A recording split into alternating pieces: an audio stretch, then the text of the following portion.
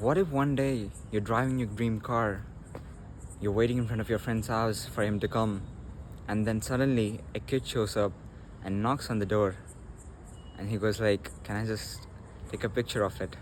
And you go like, "Okay, sure, why not? Why not I give you a ride?" And the kid hops on. You take him for a ride, and then suddenly you see him smiling, and he's all excited about the feeling of driving in a supercar or whatever that crazy car might be. And you see the smile on his face, and you unconsciously smile too, because that's what makes you happy. Imagine that feeling, bro. I bet right now you're imagining yourself in the car, seeing that kid and feeling happy. And today's quote would go something along those lines. This is a great quote by Seneca, which goes like, most of the times a man suffers more in imagination than in reality. He experiences more pain in imagination than he experiences any kind of normality of pain in reality. And that is a great quote, because as we humans, we often seem to suffer more in our imagination than in reality. And it is very true.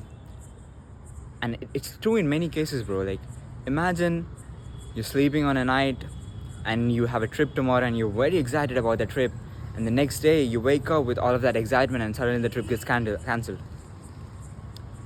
You're very disappointed. You're not disappointed because the trip got cancelled. You're now imagining yourself missing out all the fun that you would have had if you gone on the trip. That is the feeling what's causing you to have some pain, have some disappointment in you. What if you had a shift of perspective? Perspective is another name for imagination.